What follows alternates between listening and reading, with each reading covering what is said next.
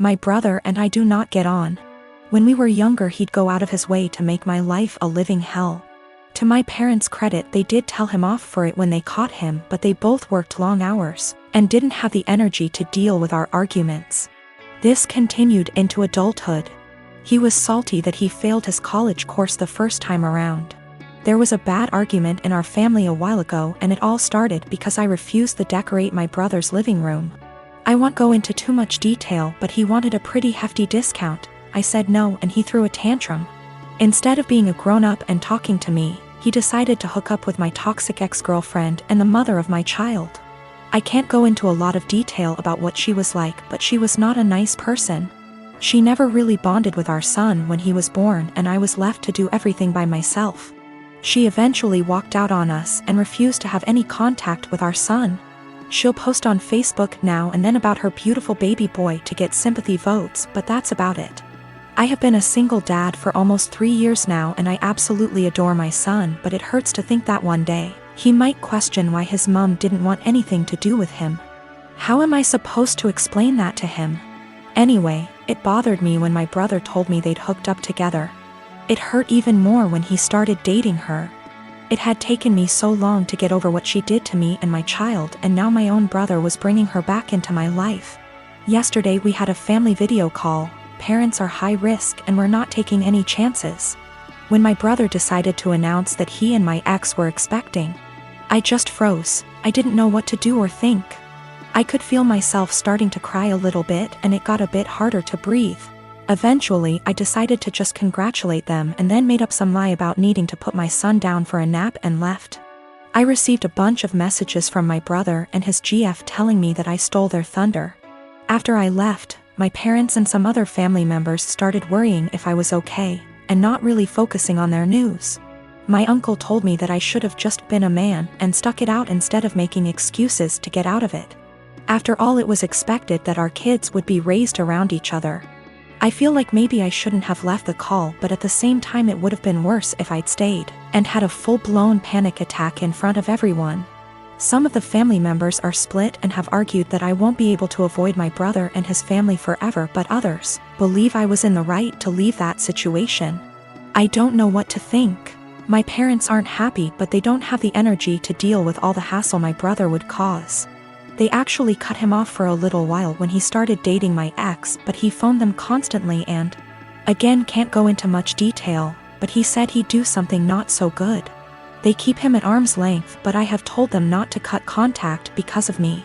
If they want to cut contact on their own accord, then that's fine, but I do not want to be the reason that they have to deal with his tantrums. The rest of the family, for the most part, weren't happy about it but accepted it, or pretended to, when they started getting a bit more serious.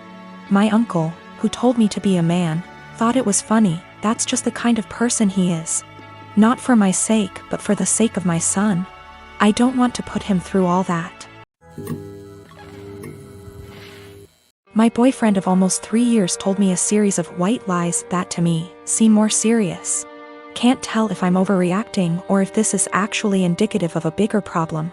My boyfriend and I have been dating for almost 3 years, living together for 2. We have a pretty good relationship, obviously with ups and downs, but we make it work and are happy. A little background on me and my boyfriend. I come from a single-parent home. My father was absent. My mother was and is by no means perfect, but she did her best with what she had. We were poor. Life was never easy for us, but we had each other. Since I was pretty young, I've wanted to pay her back someday. I've worked incredibly hard to be able to do so. I help her financially as much as I can and regularly pay her bills back / send her cash. I'm also her only living child now, as my brother passed away 5 years ago, which basically left me to help her. I don't care, I love my mother, and the right thing to do is to help her when she needs it. But is stressful. This is relevant because my boyfriend described coming from a somewhat similar past, and it is something we have bonded over. Having the mutual experiences seemed to bring us closer. He told me he also helped his parents financially, and we would often vent to each other about the stress it brings. I am not one to confide in many people, so having someone who I felt like actually understood me was meaningful to me. So here is where the lies come in, and I need someone to either tell me I'm not crazy and this is horror, or that I am crazy and this isn't a huge deal. I'm fine with either. When we met, my boyfriend lived in a condo in a pretty swanky part of the city. I live in the US Northeast. He told me he owned that apartment / condo. I found this to be interesting / odd because he was 28 at the time, and I know this property is upwards of $650,000 on the low end, and he was in an entry-level job for only like 2 years, so the numbers just didn't really add up. Whatever, maybe he's good at saving. But then, since living together, I never once saw a piece of mail for a mortgage payment, electric bill, taxes, nothing. Not for 2 whole years. Very odd. Also, when we started living together, he didn't have his room rented out in the former apartment yet, so he was still responsible for that portion of the rent. He would send a Venmo payment to his mother on the 1st of every month for his portion. I don't own property, but I can't think of a scenario where I would Venmo my mother to pay the mortgage on a property I supposedly own. Getting more odd. He would then go to his parents' house for an afternoon and come back really upset. Usually when I would ask why, it was because they were having financial problems and he needed to help them out. I totally understood this and supported him. He literally has cried on my shoulder about this many times. He tried to start a company years back and ended up getting into debt somehow. He told me this debt was $17,000 and that he paid it off. I'm confused because I met him only 2 to 3 years after the supposed debt accrued / company dissolved, and it was already paid off. He told me when he moved back home after the business failed, he was $17,000 in debt and living at his parents' house working at a minimum wage job. How someone with a minimum wage job pays off that much debt in 3 years, I'll never know. We got into a fight a few weeks ago and I finally had enough and confronted him about these things. He doesn't help his parents, they actually pay his phone bill, and this was all a lie. He doesn't own that apartment, he didn't pay off that debt from his company. He initially told me his parents helped pay it off and then like 3 minutes later, came clean. And said that his business partner paid it off, so I have literally no idea what the truth is there, and if anything, in my eyes. His parents are the ones who are financially supporting him. So now, I'm dating a 31 years old man who doesn't pay his own phone bill, was lying to me and / or completely fabricating aspects of his life for 3 years. And then when confronted about it, continued to make up lies and then came clean about them 5 minutes later. I'm obviously concerned that he could lie for this long, about fundamentally important things like our values, and so on. I sincerely thought I would marry this man. He seemed to understand me like no one else and to be a truly caring and genuine person. Now I'm having a hard time rationalizing actually planning a life around someone who would not only lie about their background and family etc. but also financial aspects. Aside from that, I now can't tell what is the truth and what is a lie. I've also noticed other things he has lied about, called him out on it, and he has denied it outright to my face. I see this as a form of gaslighting, as I know I'm not wrong, but he is trying to convince me otherwise. Am I overreacting? Is this a white lie that went haywire? Or is this actually a series of complete and utter bullshit used to manipulate me? And also, is it insane for me to actually consider a life with this man? My mother is disabled due to a neurological disease. She was diagnosed in her late 30s, and I remember that she was sick and needed help. I used to really look up to her as a supermom who could overcome any obstacle. That was until my father died. My father died over 10 years ago when I was still in high school. At that time my brother and I lived with my parents. I got a job when I was in high school after he left, cleaning the house, mowing the grass, buying food with money from work, paying bills when I could, the minimum wage is low, and cooking dinner for my mom and myself almost every night. My brother was rarely at home, except to sleep or because he needed money. Over the years, my brother has been in and out of prison dozens and dozens of times for everything from drunk driving to drug possession to stealing from our mother to assault. He is currently incarcerated. No one mentions him or expects anything of him, except my mother who, in violation of a court order for her own protection that she herself asked for, sends him money and speaks to him weekly as well as sends letters. Back to my father's death, a 7-month bout with illness. Almost 2 years after my father's death, I graduated from high school and went to college out of state.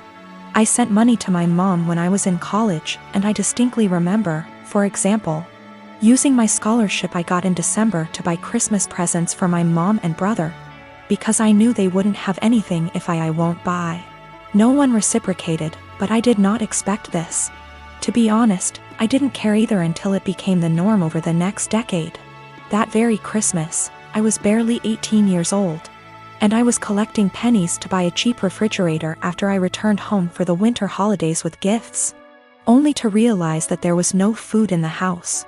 My brother, in a drug-fueled rage, tore down the Christmas tree I had bought and decorated and threatened to kill himself if I didn't give him the money because no one loved him, and that would prove that I cared.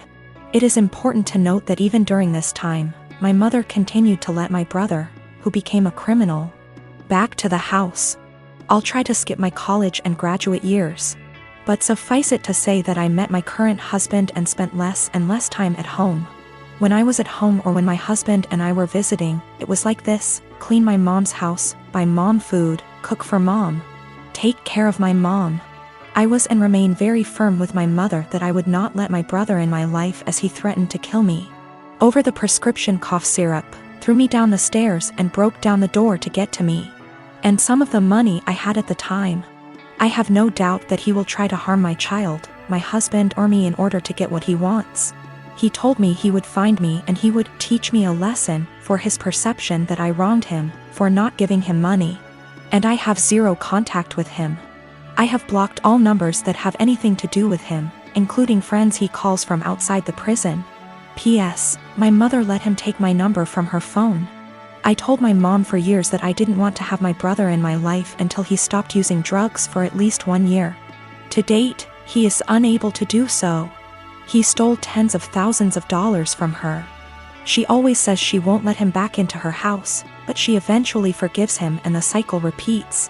The next year, when he was released again, she told me in no uncertain terms that he would not live with her, but admits that she keeps in touch, sends him money, and thinks it is the devil in him that makes him addicted. He will return. I offered to help my mom move closer to me since I live in many states. My husband and I even asked the realtor to come out and start the process of registering our house so we could find a house with space for my mom. My only stipulation was that she not drag my brother into my son's life. She categorically refused. She also refused to go to nursing homes, despite the fact that I went to her of my own free will and received excellent recommendations from her doctors. Now that she had surgery this week, my family is out of the slums. To be honest, I'm outraged by this.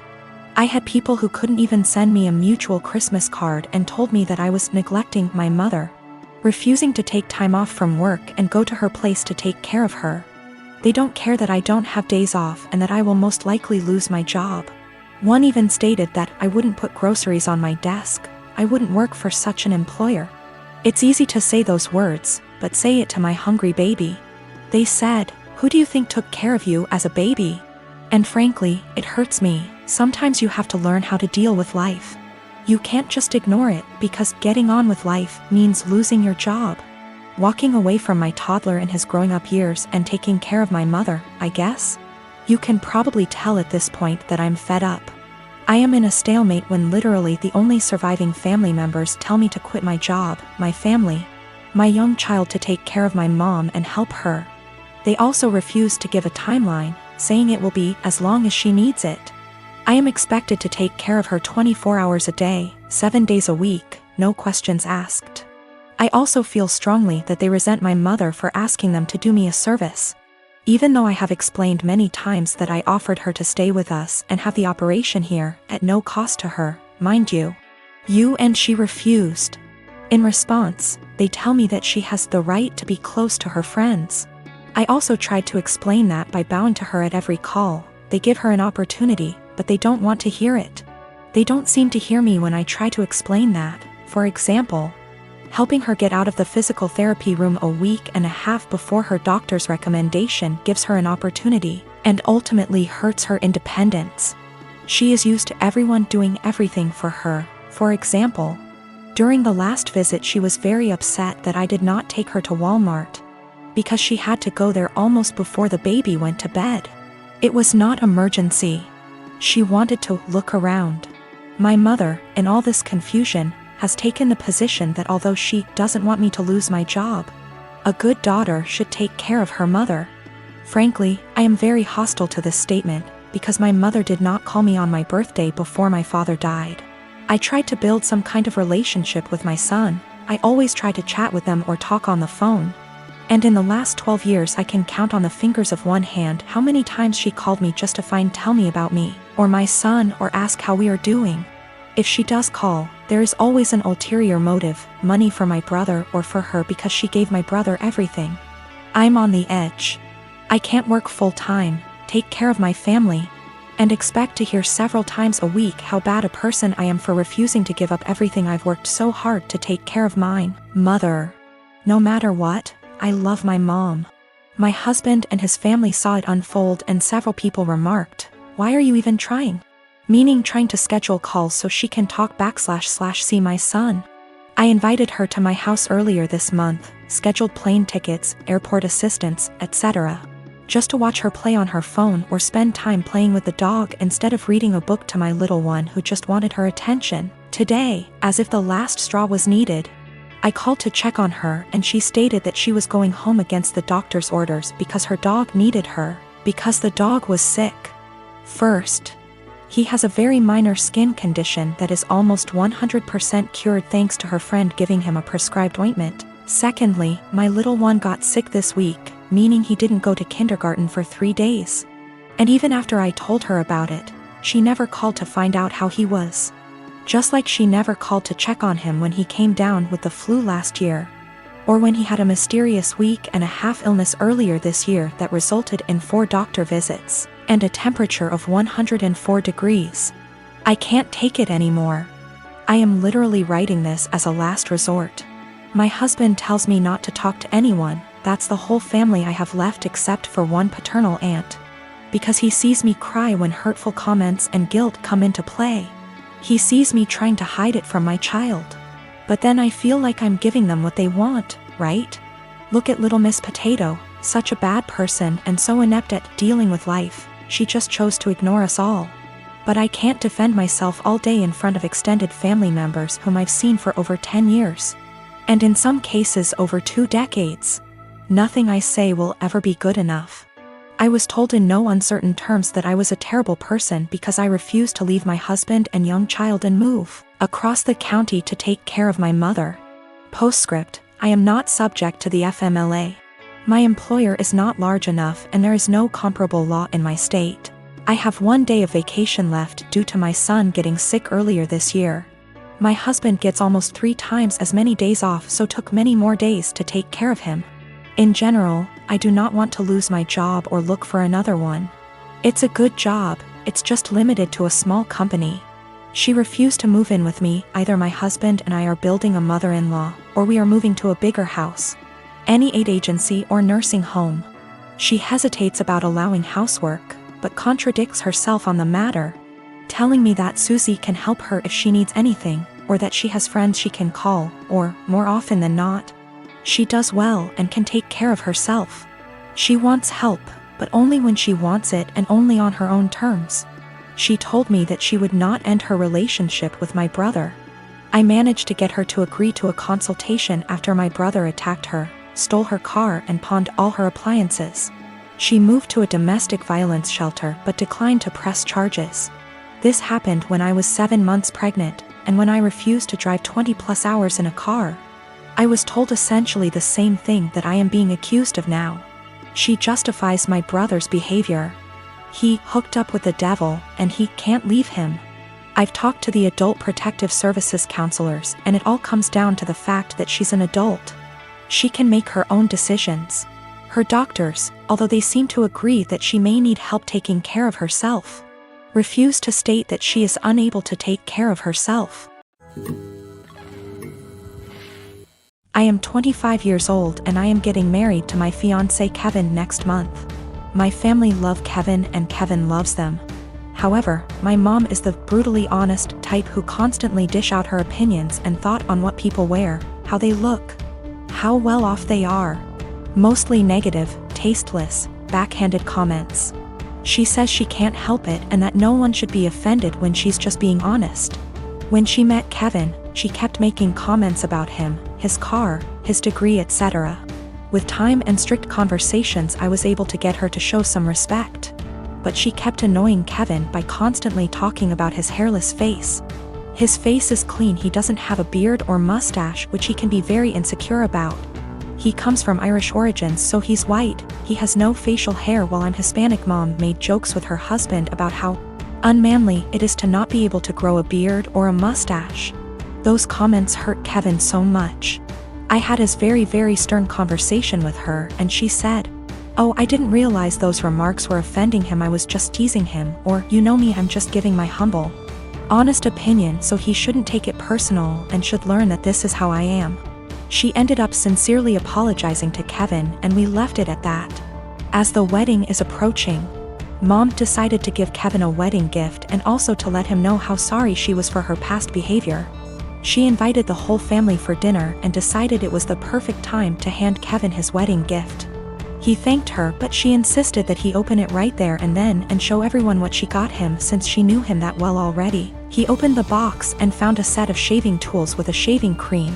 Kevin stopped for a sec and kept staring at the gift. My stepdad took it and showed everyone, then Mom and others started laughing while stepdad kept saying, "You get the joke, Kev? You get it?" And my brother running around the table laughing with everyone. Kevin got up and walked out. I was so mad I lost it on Mom asking why she did that and humiliated Kevin in front of everyone. She told me to relax, she was just messing with him, but I said she knew how he felt about this topic and demanded she apologize. But she said no since she wasn't responsible for his reaction and thought he was going to laugh along. I angrily said no apology, no wedding invitation, period, then walked out. She freaked out, tried to say we overreacted to a joke, and my brother said I was crazy to exclude Mom from my wedding over something so stupid. He said Kevin should get over it since it was a joke, but I refused to send an invitation and withheld until / unless she apologizes. They think I'm unreasonable choosing this to be my hill to die on and called me disrespectful for how I treated my mom. I'd like to point out that my brother and stepdad and uncle sometimes take part in teasing Kevin. My brother, who's 31 years old, would sometimes either brag about his goatee mustache in front of Kevin or tell an indirect silly joke about this topic, which would irritate Kevin and just spoil any family gathering we have. But Mom is the one who started this whole campaign, and I've already had conversations with her about it.